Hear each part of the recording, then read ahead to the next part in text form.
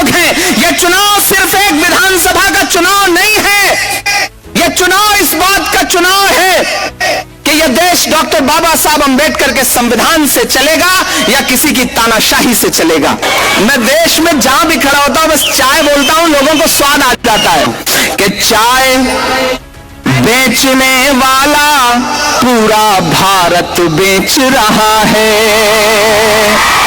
बेच रहा है कि नहीं बेच रहा है? बेच रहा है कि नहीं बेच रहा है? बताइए आप कि चाय बेचने वाला पूरा भारत बेच रहा है। इसी काम में हासिल उसे महारत बेच रहा है कि रेल बिक गई, तेल बिक गया, बिका हवाई अड्डा।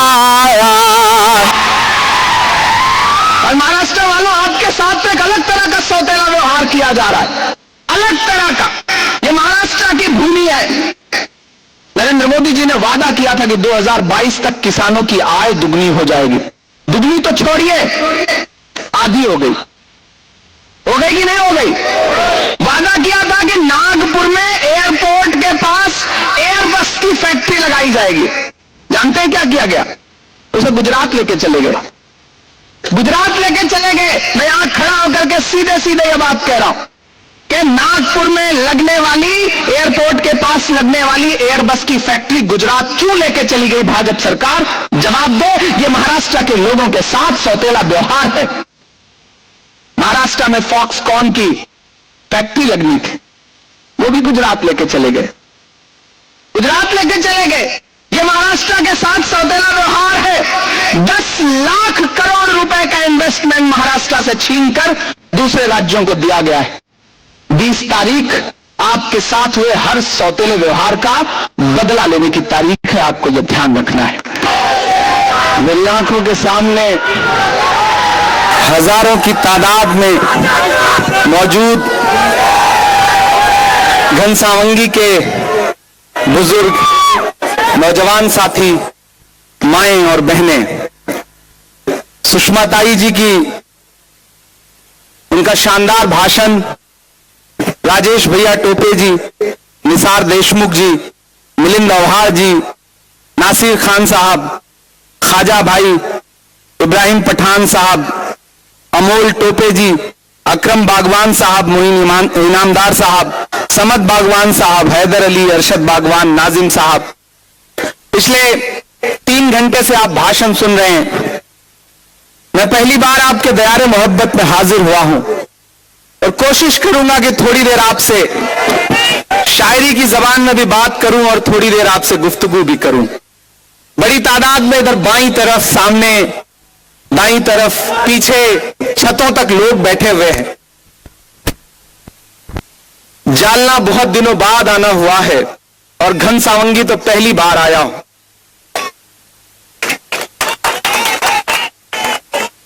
चरागों के सफर में दबदबा हो आंधियों का, चरागों के सफर में दबदबा हो आंधियों का, तो फिर अंजाम जुल्मत के सिवा कुछ भी नहीं होगा। ये दुनिया नफरतों के आखिरी स्टेज पर है, इलाज इसका मोहब्बत के सिवा कुछ भी नहीं होगा। आने वाली 20 तारीख को आपको ईवीएम की कतारों में खड़ा होना है और न सिर्फ घनसावंगी के भविष्य का फैसला करना है, बल्कि महाराष्ट्र के भी भविष्य का फैसला करना है। यह चुनाव बहुत महत्वपूर्ण चुनाव है। यहां किसान बड़ी तादाद में बैठा है, नौजवान बड़ी तादाद में बैठा है। मेरा सौभाग्य यह भी है कि मैं आपका खासदार हूं। मैं राज्यसभा में आपका प्रतिनिधित्व करता हूं, महाराष्ट्र का प्रतिनिधित्व करता हूं। यह मेरे लिए गर्व की बात है। मैं राजेश टोपे जी को सुन रहा था, जिस तरह से उन्होंने सभी समाजों को जोड़ करके अपनी बात रखी। इस दौर में ऐसे राजनेताओं की बड़ी जरूरत है। वो माइक पर खड़े थे, बोल रहे थे और मुझे अशोक साहिल का एक शेर याद आ रहा था कि मैं तुम्हें अपने उसूलों की कसम देता हूं, मुझको मजहब के तराजू में न तौला जाए, मैंने इंसान ही रहने की कसम खाई है, मुझको हिंदू या मुसलमान न समझा जाए। मैं आज राजेश भैया टोपे के लिए आपसे अपील करने आया हूं, और सामने बड़ी तादाद में मैंने कहा ना कि गांव से आए हुए लोग बैठे हुए हैं, भोले भाले लोग बैठे हैं, हर समाज के लोग बैठे हैं। कौन हिंदू, कौन मुसलमान, कौन सिख, कौन दलित, कौन ईसाई, इस भीड़ में आप अंदाजा नहीं लगा सकते। ये चुनाव बहुत महत्वपूर्ण चुनाव है। दिल्ली में बैठा हुआ हाकिम यह सोचता है कि महाराष्ट्र को दिल्ली के रिमोट से चलाएगा, लेकिन यह महाराष्ट्र है, यह वीर शिवाजी महाराज की भूमि है, यह बाबा साहब अंबेडकर की भूमि है, यह अपनी अस्मिता के लिए लड़ने वाली धरती है। यह कभी यह स्वीकार नहीं कर सकती कि कोई दिल्ली में बैठ के इसे संचालित करे। यह चुनाव इस बात का चुनाव है कि महाराष्ट्र को महाराष्ट्र के लोग चलाएंगे या गुजरात और दिल्ली के लोग चलाएंगे, इस बात का चुनाव है। घनसावंगी वालों, राजेश टोपे जी ने आपके लिए क्या क्या काम किए हैं वो गिनाने लगूंगा तो फहरिस्त बहुत लंबी है। मैं तो आपको समझाने आया हूं, और खास तौर से मेरे अपने समाज के जो लोग हैं मैं उनसे भी थोड़ी देर गुफ्तगू करने आया हूं। महान बादशाह सिकंदर ने जब यूनान फतेह किया तो यूनान जीतने के बाद वह जीत का जश्न मनाने के लिए शहर की सड़कों पर निकला, तो उसने देखा कि पूरा शहर जश्न मना रहा है, लेकिन एक फकीर, एक संत सड़क के किनारे चादर तान के सो रहा है पेड़ के नीचे। सिकंदर को गुस्सा आया, सिकंदर अपने घोड़े से उतरा और उस फकीर के पास, उस सोते हुए संत के पास गया और उसे देख करके जोर की लात मारी और मार के कहा, क्यों रे फकीर, मैंने शहर जीत लिया, शहर जश्न मना रहा है और तू सो रहा है। उस फकीर ने उनींदी आंखों से सिकंदर की तरफ देखा और देख करके कहा कि शहर फतेह करना बादशाहों का काम है, लेकिन लात मारना गधे का काम है। क्या ऊपर वाले की दुनिया में इंसानों की इतनी कमी हो गई है जो उसने बादशाहत एक लात मारने वाले इंसान के हाथ में सौंप दी? याद करिए, कोरोना के दौरान एक अच्छी खासी चलती हुई सरकार को किस तरह से तोड़ा गया, लोकतंत्र को किस तरह से लूटा गया, जमहूरियत को किस तरह पामाल किया गया। इसी महाराष्ट्र ने देखा कि जब आप अपनी जानों के बचाने के लिए ऑक्सीजन और दवाइयां मांग रहे थे, और एक इंसान जो आपका स्वास्थ्य मंत्री था, हेल्थ मिनिस्टर होते हुए, उसने ये नहीं पूछा कि किसका मजहब क्या है, किसकी जात क्या है, उसने ऑक्सीजन बांटा, उसने दवाइयां बांटी, अपनी जान की परवाह नहीं की। लेकिन उसी दौरान दिल्ली में एक षड्यंत्र रचा जा रहा था कि किस तरह से महाराष्ट्र की सरकार को लूटा जा सके। ये जो महायुति की सरकार है वो धोखेबाजों और खोखेबाजों की सरकार है, और अब वो आपके बीच में आए हैं फिर से वोट मांगने के लिए। तो फिर आपको तो ये उनसे कह ही देना है कि उड़ान वालों, उड़ानों पे वक्त भारी है। मैंने सुना है नाम भी यही है, उड़ान वालों, उड़ानों पे वक्त भारी है, परों के अब के नहीं हौसलों की बारी है। उड़ान वालों, उड़ानों पे वक्त भारी है, परों के अब के नहीं हौसलों की बारी है, और दुआ करो कि सलामत रहे इनकी हिम्मत, ये एक चराग कई आंधियों पे भारी है।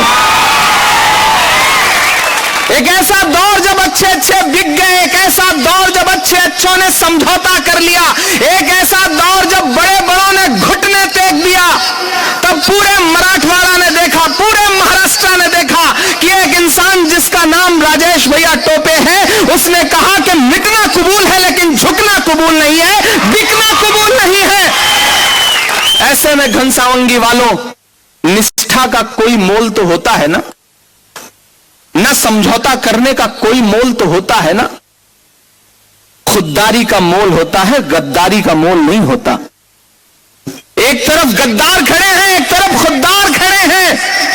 एक तरफ नारा लगाने वाले लोग हैं कि कटोगे बटोगे, भैंस छीन लेंगे, मंगलसूत्र छीन लेंगे, ये छीन लेंगे, वो छीन लेंगे, और एक तरफ महाविकास अघाड़ी है, वो क्या कह रही है कि हम आएंगे तो गारंटी दे रहे हैं कि नौजवानों को रोजगार देंगे, 25 लाख रुपए का हेल्थ बीमा देंगे। क्या कह रही है महाविकास अघाड़ी कि महिलाओं को हर महीने 3,000 रुपया देंगे, जातिगत जनगणना करवाएंगे, मुफ्त दवाइयां देंगे और महिलाओं को बसों में टिकट नहीं कटवाना पड़ेगा, फ्री यात्राएं दी जाएंगी। हम नफरत की बात नहीं कर रहे हैं, हम विकास की बात कर रहे हैं, हम किसानों के लिए योजनाएं लेके आने की बात कर रहे हैं। ये महाराष्ट्र है। मैंने पार्लियामेंट में खड़े होकर के जब महाराष्ट्र के लिए आवाज उठाई तो यह बात पार्लियामेंट में कोट की थी कि 2014 में प्रधानमंत्री जी यवतमाल के दाभड़ी गांव गए थे और वहां खड़े होकर के महाराष्ट्र के किसानों को अच्छे दिन लाने का उन्होंने सपना दिखाया था। लेकिन अब तो शायद उन्हें याद भी नहीं है कि उसी यवतमाल में पिछले 6 महीने में 132 से ज्यादा किसानों ने आत्महत्या की है। कीमत तो बहुत बढ़ गई शहरों में धान की, लेकिन विदा न हो सकी बेटी किसान की। मौका मिला तो लोगों ने कुर्सी के वास्ते तस्वीर ही बिगाड़ दी हिंदुस्तान की। हमारी आंखों में उन 700 किसानों की शहादत है जो सिंगू बॉर्डर पर बैठे हुए देश के प्रधानमंत्री से यह कहते रहे कि यह कृषि काले कानून वापस ले लीजिए, लेकिन प्रधानमंत्री जी किसानों को शहीद होते देखते रहे। जब 700 जानें कुर्बान हो गई तो एक दिन उन्हें ख्याल आया कि ये कृषि कानून गलत है, इन्हें वापस ले लेना चाहिए। उन 700 किसानों की शहादत का बदला लेने का चुनाव है ये। इसलिए मैं आपके बीच में खड़ा होकर के आपसे अपील कर रहा हूं। ये बड़े साजिश करने वाले लोग हैं, बड़े धोखेबाज लोग हैं। ये नारा कुछ और लगाते हैं, बातें कुछ और कहते हैं, करना कुछ और होता है। एक दिन प्रधानमंत्री जी पार्लियामेंट में खड़े होकर बोल रहे थे, बताओ कांग्रेस वालों 70 साल में क्या दिया। मैं इधर से खड़ा हुआ, मैंने सोचा बताऊं, तब तक मल्लिकार्जुन खड़गे जी ने कहा इमरान मत बताना, जो बताओगे ये उसको भी बेच देंगे, इनका काम सिर्फ बेचने का है, मत बताना। इन्होंने ऐसे ऐसे नारे लगाए कि पूरा देश एक बार अचरज में आ गया। बेटी बचाओ बेटी पढ़ाओ। यहां बड़ी तादाद में हमारे दलित भाई बैठे हैं। मैं आपको याद दिलाता हूं, उत्तर प्रदेश में गांव है हाथरस, जहां एक दलित बिटिया के साथ बलात्कार किया गया और रात के 2 बजे उसकी लाश को बिना परिवार की मर्जी के जबरन जला दिया गया। पूरा देश चुप था। लेकिन मैं सल्यूट करूंगा अपने नेता राहुल गांधी जी को, प्रियंका गांधी जी को, कि वो 44 डिग्री टेम्परेचर में दिल्ली से जब हाथरस के लिए निकले कि हमें उस दलित परिवार से मिलना है, तो उत्तर प्रदेश की भाजपा की पुलिस ने यह कहा कि आपकी गाड़ियां आगे नहीं जा सकती। मैं साथ में था, मैं गवाह हूं इस बात का। राहुल गांधी जी ने कहा आप हमारी गाड़ियों के टायर रोक सकते हैं, लेकिन हमारे कदमों को नहीं रोक सकते। वो पैदल चल पड़े हाथरस के लिए 44 डिग्री टेम्परेचर में। मेरे भाई, ये चुनाव बहुत महत्वपूर्ण चुनाव है, इसलिए मैं आपसे अपील करने आया हूं कि वो आपको बांटने के लिए जितने हथकंडे हो सकते हैं वो उतने हथकंडे अपनाएंगे, लेकिन आपको होशियार रहना है। वो तो ऐसे लोग हैं कि भाई को भाई से लड़ा दें। गांव में एक गुट किसी के साथ है तो वो कोशिश करते हैं कि दूसरे गुट को कैसे खरीद के अपने साथ किया जा सके। लेकिन आपको एक चीज याद रखना है, घनसावंगी वालों, मराठवाड़ा वालों, मेरी एक बात को याद रखना, घर लेके जाना इस बात को कि जब जंगल में आग लगती है तो न वो बरगद बचते हैं जो हवा को आंधी में तब्दील करते हैं, और न वो बांस बचते हैं जिनकी आपसी रगड़ से चिंगारी पैदा होती है। इस बात को याद रखना। ये बहुत शातिर लोग हैं, खतरनाक लोग हैं। ये चुनाव सिर्फ एक विधानसभा का चुनाव नहीं है, यह चुनाव इस बात का चुनाव है कि यह देश डॉक्टर बाबा साहब अंबेडकर के संविधान से चलेगा या किसी की तानाशाही से चलेगा। यह इस बात का चुनाव है। इसी महाराष्ट्र ने देखा कि किस तरह से पहले साजिश करके चलती सरकार तोड़ी गई और उसके बाद फिर सबने देखा कि सरकार तोड़ने से सुकून नहीं मिला तो शिवसेना का चुनाव निशान छीना गया। जब उन्हें उससे भी सुकून नहीं मिला तो राष्ट्रवादी कांग्रेस पार्टी का चुनाव निशान घड़ी छीन ली गई। लेकिन भाजपा वालों, आप ये भूल गए कि आप घड़ी तो छीन सकते हो, अच्छा समय नहीं छीन सकते हो। वो अभी भी महाविकास अघाड़ी के पास है। मैं पहली बार आपके बीच में आया हूं, मैं शायरी भी सुनाऊंगा, मैं थोड़ी थोड़ी आपसे गुफ्तगू भी करूंगा। मैं तो पार्लियामेंट में खड़ा होता हूं ना, तो प्रधानमंत्री जी बड़ी अचरज भरी नजरों से देखते हैं और मैं वहां खड़ा होकर उनसे पूछता हूं कि मैं उनको बस उनके वादे याद दिलाता हूं। उन्होंने वादा किया था ना, नारे लगाए थे ना, बहुत हुई महंगाई की मार अब की बार मोदी सरकार। तो मैं उनसे कहता हूं, प्रधानमंत्री जी याद है ये नारा या भूल गए आप? 2014 में उनका नारा था, बहुत हुई महंगाई की मार अब की बार मोदी सरकार। और फिर हुआ क्या? जो पेट्रोल डीजल 58 रुपए लीटर था वो कहां पहुंच गया? 100 रुपए के पास पहुंच गया। वो गैस का सिलेंडर जो 400 रुपए का था वो 1000 के पार पहुंच गया। अरे भाजपा की सरकारें वो सरकारें हैं, महायुति की सरकार वो सरकार है जो फिल्में तो टैक्स फ्री करती है लेकिन कफन पर जीएसटी लगाती है। कफन पर टैक्स लेने वाले लोग हैं ये, इसलिए इनके झांसे में नहीं आना है। मैं इन दिनों पूछता हूं, उनको वो नारा याद दिलाता हूं, उनका वो भाषण याद दिलाता हूं कि भाइयों बहनों, देश के खजाने की चाबी मुझे सौंप दो, मैं देश नहीं लुटने दूंगा, चौकीदारी करूंगा। तब मैं उनसे पूछता हूं कि कहां सोया है चौकीदार? मुझे लगना चाहिए कि मैं जिंदा दिल लोगों के बीच में खड़ा हूं, मुझे लगना चाहिए कि मैं उसी तेवर के बीच खड़ा हूं जिसकी प्रशंसा हम सुनते रहे। ये एक चीज जान लीजिए, चुनाव जो है ना वो सिर्फ खामोशी से नहीं लड़ा जाता, हौसले से लड़ा जाता है। आज की इस रैली में वो लोग आए भले ना हो लेकिन लाइव देख रहे होंगे, तो यह भी तय है कि आज नींद नहीं आएगी। तो मैं चाहता हूं कि आपका जो जोश है ना वो पूरे महाराष्ट्र में जाए, दिल्ली तक जाए, ताकि यह तोड़ फोड़ की राजनीति करने वाले धोखेबाज हैं, खोखेबाज हैं, इनको सबको यह महसूस हो कि हां अब मराठवाड़ा की जनता और खास तौर से घनसावंगी की जनता जागृत हुई है और एकजुट हुई है महाविकास अघाड़ी के लिए, एकजुट हुई है राजेश टोपे जी के लिए। कि कहां सोया है चौकीदार, कहां सोया है चौकीदार? अगली लाइन पे तैयार रहना। कहां सोया है चौकीदार, कहां सोया है चौकीदार? विजय माल्या नाक के नीचे से हो गया फरार। कहां सोया है चौकीदार, कहां सोया है चौकीदार? बहुत समझदार लोग हैं आप, आपको ज्यादा समझाने की जरूरत नहीं है। चौकीदार नाम लो, आप समझ जाते हैं कि किसके बारे में बात हो रही है। मैं सलाम करता हूं आपकी सोच को, आपकी जिंदा दिली को, आपकी जागरूकता को। कि कहां सोया है चौकीदार, कहां सोया है चौकीदार? गैस सिलेंडर की कीमत भी 1000 के पार। कहां सोया है चौकीदार, कहां सोया है चौकीदार? कि चाय, अच्छा आप कुछ बोलो मत, मैं देश में जहां भी खड़ा होता हूं बस चाय बोलता हूं, लोगों को स्वाद आ जाता है। ये कमाल है भाई आप लोगों का। मैं मतलब आपकी मोहब्बत को सलाम करता हूं। कि चाय बेचने वाला पूरा भारत बेच रहा है। बेच रहा है कि नहीं बेच रहा है? बेच रहा है कि नहीं बेच रहा है? बताइए आप।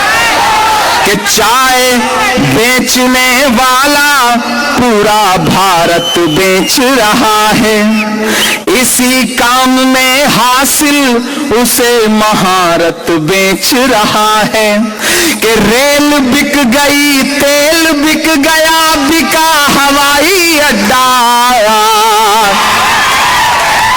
और महाराष्ट्र वालों, आपके साथ तो एक अलग तरह का सौतेला व्यवहार किया जा रहा है, अलग तरह का। ये महाराष्ट्र की भूमि है। नरेंद्र मोदी जी ने वादा किया था कि 2022 तक किसानों की आय दुगनी हो जाएगी। दुगनी तो छोड़िए, आधी हो गई कि नहीं हो गई? वादा किया था कि नागपुर में एयरपोर्ट के पास एयरबस की फैक्ट्री लगाई जाएगी। जानते हैं क्या किया गया? उसे गुजरात लेके चले गए। मैं यहां खड़ा होकर के सीधे सीधे ये बात कह रहा हूं कि नागपुर में लगने वाली, एयरपोर्ट के पास लगने वाली एयरबस की फैक्ट्री गुजरात क्यों लेके चली गई भाजपा सरकार? जवाब दे। ये महाराष्ट्र के लोगों के साथ सौतेला व्यवहार है। महाराष्ट्र में फॉक्सकॉन की फैक्ट्री लगनी थी, वो भी गुजरात लेके चले गए। ये महाराष्ट्र के साथ सौतेला व्यवहार है। 10 लाख करोड़ रुपए का इन्वेस्टमेंट महाराष्ट्र से छीनकर दूसरे राज्यों को दिया गया है। 20 तारीख आपके साथ हुए हर सौतेले व्यवहार का बदला लेने की तारीख है। आपको यह ध्यान रखना है कि चाय बेचने वाला पूरा भारत बेच रहा है। इसी काम में हासिल उसे महारत बेच रहा है कि रेल बिक गई, तेल बिक गया, बिका हवाई अड्डा। अगली पंक्ति में जो नाम आने जा रहा है ना, उस पर दिल में थोड़ा सा गुदगुदी हो ना, तो उसे तालियों में बदलना महाराष्ट्र वालों कि रेल बिक गई, तेल बिक गया, बिका हवाई अड्डा। सब कुछ बिकता देख के खुश हैं अपने जेपी नड्डा। कि जनता महंगाई की मारी, जनता महंगाई की मारी करती हाहाकार। कहां सोया है चौकीदार, कहां सोया है चौकीदार। विजय माल्या नाक के नीचे से हो गया फरार। कहां सोया है चौकीदार, कहां सोया है चौकीदार। अभी इस बार जब महाराष्ट्र आए थे तो भाषण दे रहे थे, प्रधानमंत्री जी कह रहे थे बताओ कांग्रेस वालों 70 साल का हिसाब दो। अरे मैं यहां खड़ा होकर कहता हूं कि भाजपा वालों, जो सरकार अपना चलाया हुआ 2000 का नोट 7 साल नहीं चला सकी, वो हमसे 70 साल का हिसाब मांगती है। हमसे 70 साल का हिसाब मांगती है। हिसाब तो आप दीजिए। घनसावंगी वालों, 10 साल में रेलगाड़ी से बैलगाड़ी पे पहुंचा दिया इन्होंने। इसलिए होशियार रहिए, समझदार रहिए। अगर 70 साल इनको मिल गए होते तो ये मानव से आदिमानव बना देते हम लोगों को। इसलिए बहुत समझदार रहने की जरूरत है। आपसे बस इतना अपील कर रहा हूं कि ये चुनाव बहुत जरूरी चुनाव है।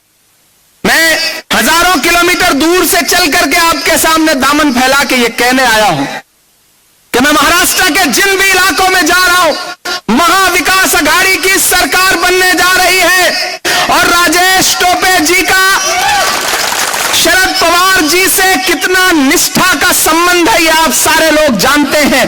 पिछली बार जिस तरह से इन्होंने महाराष्ट्र की सेवा स्वास्थ्य मंत्री रहते हुए की है, हेल्थ मंत्री रहते हुए की है, अंदाजा लगाइए कि इस बार सरकार बनेगी तो ये और कितना ताकतवर होकर के आपके सामने लौट के आएंगे। तो आप 20 तारीख को घरों से बाहर निकलना, ईवीएम की कतारों में लगना, तो यह मत सोचना कि आप सिर्फ एक आमदार चुनने जा रहे हो। आप आने वाली सरकार का एक बहुत ताकतवर मंत्री चुनने जा रहे हो, यह सोच के घर से बाहर निकलना। यहां बड़ी तादाद में हमारे बुजुर्ग बैठे हैं, माएं बहनें बैठी हैं। मेरी आवाज माओ बहनों तक जा रही है। मैं सबसे अपील करते हुए यह कह रहा हूं, भाजपा की सरकार में, शिंदे की सरकार में यहां जो प्रत्याशी हैं उनको देख लीजिए। कोई यहां से उछल कूद करके वहां गया है, कोई एक पार्टी से उछल कूद करके अपक्ष लड़ रहा है, लेकिन चट्टान की तरह एक आदमी खड़ा है जिसका नाम राजेश भैया टोपे है, जो कल जहां था वहीं खड़ा हुआ है। क्योंकि हल्की फुल्की आंधियों से जो मजबूत दरख्त हैं वो उखड़ते नहीं है, वो हिलते नहीं है। इसलिए मेरे भाई, पिछले कई वर्षों से ये आपकी नुमाइंदगी कर रहे हैं, आपका प्रतिनिधित्व कर रहे हैं, तो आपकी जिम्मेदारी बनती है। मैं अपने समाज के लोगों से विशेष तौर पे एक बात कहना चाहता हूं कि वो अपने कराए हुए काम तो आपको गिना ही रहे थे।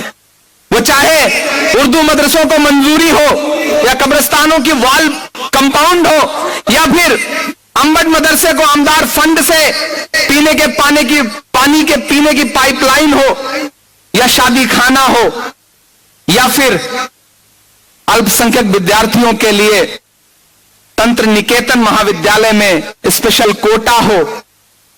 ये जो काम है करते हुए उन्होंने ये नहीं कभी सोचा कि कौन हिंदू, कौन मुसलमान, कौन सिख, कौन ईसाई। ऐसे में हमारी आपकी जिम्मेदारी बहुत बढ़ जाती है, बहुत बढ़ जाती है। इस चुनाव में अपना एक भी वोट कहीं इधर उधर देने का मतलब है सीधे भाजपा को फायदा पहुंचाना। मैं आप सबसे अपील कर रहा हूं, ये आपसी मनमुटाव, आपसी गुटबाजी ये घरों तक रखिए। सियासी फैसले आपसी गुटबाजी और आपसी मनमुटाव से नहीं होते हैं, उसके लिए दूरंदेशी रखनी पड़ती है, दूर का सोच के चलना पड़ता है। सिर्फ आमदार चुनने के लिए वोट नहीं देना है, महाराष्ट्र में सरकार बदलने के लिए वोट देना है, इसलिए घरों से बाहर निकलना है। और एक चीज जान लीजिए, जब तक सारे समाज एकजुट नहीं होते हैं तब तक कोई बदलाव नहीं हो सकता है। तो वो चाहे किसान भाई हो, चाहे दलित भाई हो, चाहे पिछड़े वर्ग के लोग हो, चाहे अल्पसंख्यक समाज के लोग हो, नौजवान हो, महिलाएं हो, मैं सबसे अपील करता हूं कि इस बार 20 तारीख को घरों से बाहर निकलिए और राजेश भैया टोपे जी के लिए अपना दिल खोल करके 3 नंबर का जो बटन है ना, ये जो तुतारी है ना, जब तुतारी बजती है ना, जब बिगुल बजता है ना, जब नगाड़ा बजता है ना, तो गद्दार कहां चले जाते हैं पता भी नहीं चलता है। तो चुनाव निशान भी अच्छा है, इस चुनाव निशान को याद रखिए, घर से बाहर निकलिए और अपना एक एक वोट लेकर के राजेश भैया टोपे के लिए 3 नंबर वाला जो ईवीएम का बटन है वो बटन दबाइए, इन्हें जिताइए। और एक बात ध्यान में रखिएगा, आपका राजेश भैया टोपे को दिया गया एक एक वोट सिर्फ राजेश भैया टोपे को नहीं मिलेगा, मोहब्बत के उस मसीहा को भी मिलेगा जिसका नाम राहुल गांधी है। आपका दिया गया एक एक वोट इस देश में दलितों की सबसे बड़ी आवाज कांग्रेस पार्टी के राष्ट्रीय अध्यक्ष मल्लिकार्जुन खड़गे जी को भी मिलेगा। आपका दिया गया एक एक वोट उद्धव साहब ठाकरे को भी मिलेगा। आपका दिया गया एक एक वोट शरद पवार जी की जो 50 साल की राजनीति है उसकी निष्ठा का सबसे अच्छा समर्पण होगा। आपका दिया गया एक एक वोट आपके इस बेटे, आपके इस भाई इमरान प्रतापगढ़ी पे आपका एहसान होगा। ये अपील करने के लिए आपके बीच में आया हूं और आपसे ये कहता हूं कि आप इन्हें जिता करके असेंबली में पहुंचाइए। ये असेंबली में आपके मुद्दों पर लड़ेंगे और मैं देश की पार्लियामेंट में खड़े होकर के आपके मुद्दों पर लड़ूंगा। एक जिताइए, एक साथ में फ्री पाइए, इससे अच्छा ऑफर क्या हो सकता है। आमदार जिताइए, खासदार फ्री में मिल रहा है। ये यहां लड़ेंगे, मैं वहां लड़ूंगा। मुंबई से लेकर के दिल्ली तक धन सामंगी के लोगों की लड़ाई को हम लोग कमजोर नहीं पड़ने देंगे। मैं आपसे ये अपील करता हूं, इसी थके हुए दस्ते तलब से मांगते हैं, जो मांगते नहीं रब से वो सबसे मांगते हैं।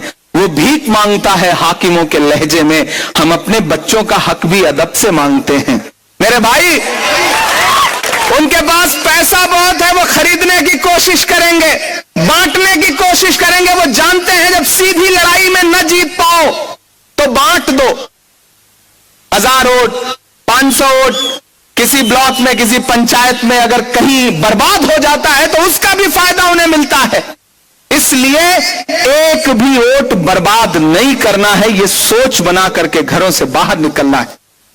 और ये भाजपा वाले जब झूठ बोले तो इनके झांसे में मत आना। वो शिंदे भाजपा और अजीत पवार जी के गुट के एक मंत्री साहब एक गांव में गए, बड़ा मजे का वाकया सुनिए। मंत्री जी जब गांव में गए तो उन्होंने जल्दी जल्दी गांव के लोगों को इकट्ठा किया, बोले इधर आओ, हम आज गांव की समस्याएं समाप्त करना चाहते हैं। गांव वाले आपकी तरह भोले भाले लोग इकट्ठा हो गए, बोले बताओ गांव की क्या समस्या है। तो गांव वालों ने कहा साहब 2 समस्या है। बोले पहली बताओ। बोले साहब गांव में हॉस्पिटल नहीं है। उन्होंने पता नहीं कहां मोबाइल निकाला, फोन लगाया और डांट के कहा कि ऑफिसर्स मुझे इस गांव में अभी टेम्परेरी कल एक हॉस्पिटल बन जाना चाहिए, मैं गांव के लोगों के सामने खड़ा हूं, इनसे वादा कर रहा हूं। और फिर फोन काट करके कहा कि देखो मैंने तुम्हारी पहली समस्या समाप्त कर दी, दूसरी बताओ। तो गांव वालों ने कहा साहब दूसरी समस्या यह है कि इस गांव में मोबाइल का कोई टावर नहीं आता।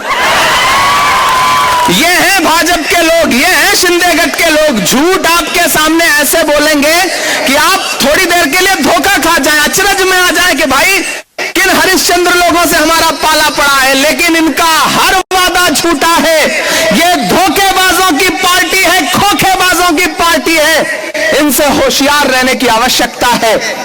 और जिन्हें यह लगता है कि वो साजिश करके धोखा दे करके राजेश भैया टोपे का कुछ बिगाड़ लेंगे, मैं उन्हें बता देना चाहता हूं। राजेश भैया इधर आइए, आप इधर आइए आप।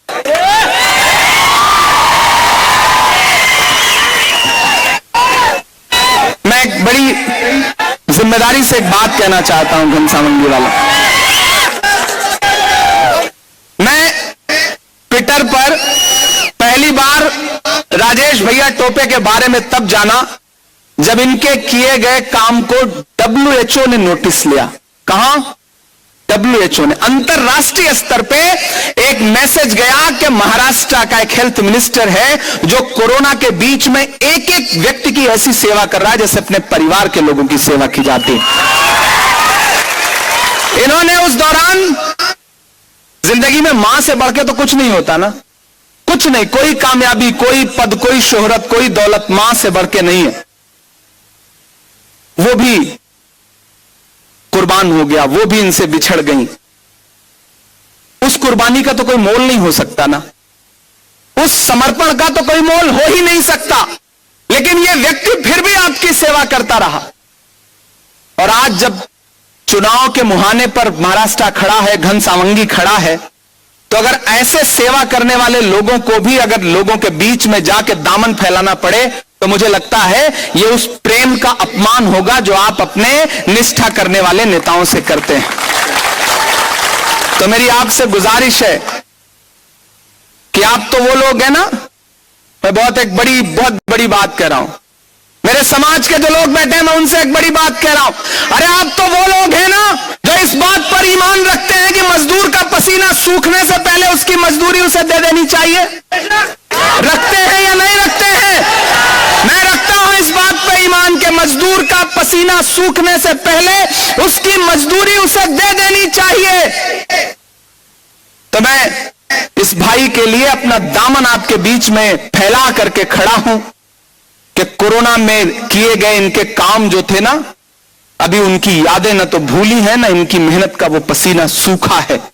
20 तारीख वो दिन है कि जब आप घरों से बाहर निकलेंगे और अपना एक एक वोट, वो किसी भी समाज के लोग हो, अपना एक एक वोट राजेश भैया टोपे को दे के आएंगे। और जिन्हें लगता है कि साजिश करके राजेश भैया का नुकसान कर लेंगे, उन्हें बताया जाए कि दायरे में सिमट के आएगा।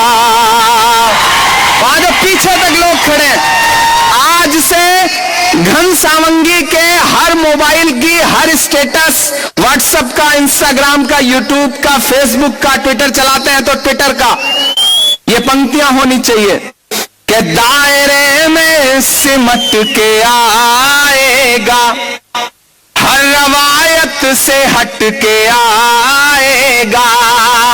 आंधियों को जरा खबर कर दो, आंधियों को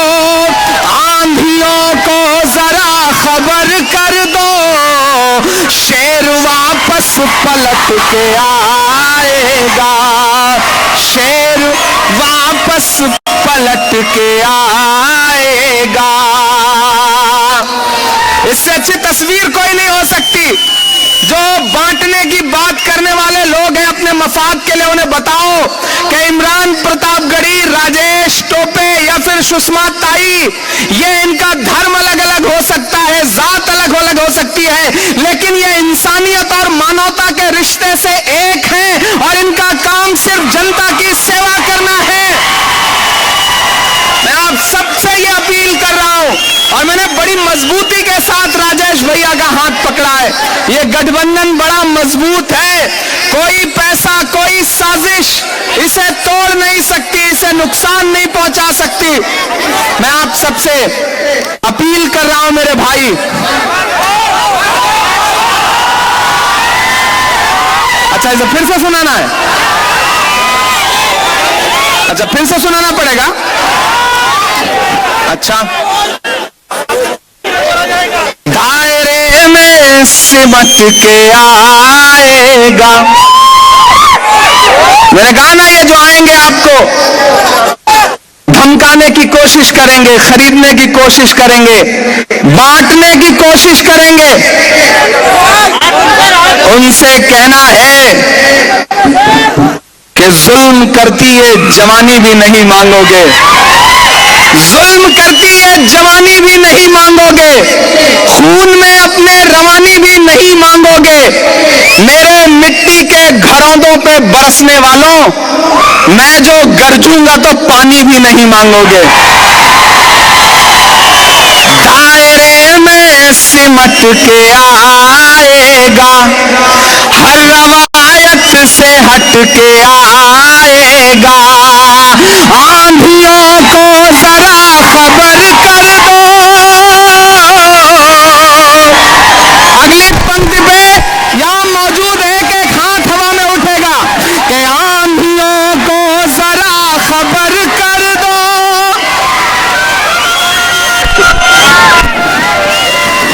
देखिए ताई ने माला पहना दी और मुझे लगता है कि ये माला जो है वो जीत की है, तो इसके असली हकदार जो है वो राजेश भैया है। मैं पढ़ता हूं पंक्तियां कि दायरे में सिमट के आएगा, हर रवायत से हट के आएगा, आंधियों को जरा खबर कर दो, आंधियों को जरा खबर कर दो, शेर वापस पलट के आएगा, शेर वापस पलट के आएगा। उठाइए अपना एक